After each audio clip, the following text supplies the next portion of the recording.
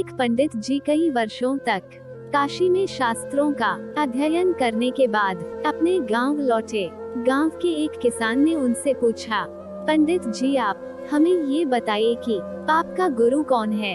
प्रश्न सुनकर पंडित जी चकरा गए, क्योंकि भौतिक व आध्यात्मिक गुरु तो होते हैं, लेकिन पाप का भी गुरु होता है। यह उनकी समझ और अध्ययन के बाहर था।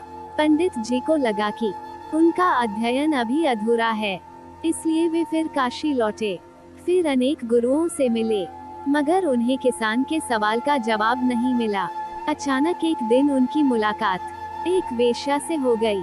उसने पंडित जी से उनकी परेशानी का कारण पूछा, तो उन्होंने अपनी समस्या बता दी। वेश्या बोली, पंडित जी इसका उत्तर है तो बहुत ही आसान, लेकिन इसके लिए कुछ दिन आपको मेरे पड़ोस में रहना होगा। पंडित जी के हाँ कहने पर उसने अपने पास ही उनके रहने की अलग से व्यवस्था कर दी।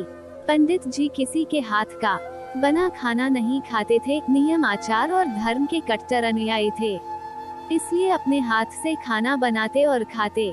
इस प्रकार से कुछ दिन बड़े आराम से बीते, लेकिन सवाल का जवाब अभी नहीं मिला। एक दिन वेश्या बोली, पंडित जी आपको बहुत तकलीफ होती है खाना बनाने में, यहाँ देखने वाला तो और कोई है नहीं। आप कहें तो मैं नहा धोकर आपके लिए कुछ भोजन तैयार कर दिया करूँ। आप मुझे ये सेवा का मौका दें तो मैं दक्षिणा में 5 स्वर्ण मुद्राएं भी प्रतिदिन दूंगी।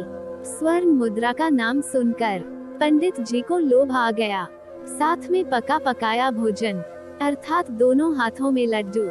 इस लोभ में पंडित जी अपना नियम, व्रत, आचार विचार, धर्म सब कुछ भूल गए।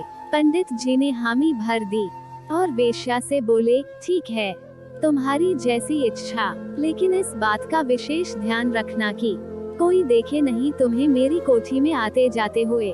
वेश्या ने पहले ही दिन कई प्रकार के पकवान बनाकर पंडित जी के सामने परोस दिए, पर ज्यों ही पंडित जी खाने को तत्पर हुए, त्यों ही वेश्या ने उनके सामने से परोसी हुई थाली खींच ली।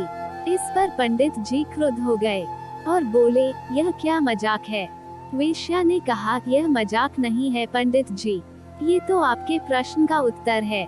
यहाँ आने से पहले आप भोजन तो दूर, किसी के हाथ का पानी भी नहीं पीते थे, मगर स्वर्ण मुद्राओं के लोभ में आपने मेरे हाथ का बना खाना भी स्वीकार कर लिया।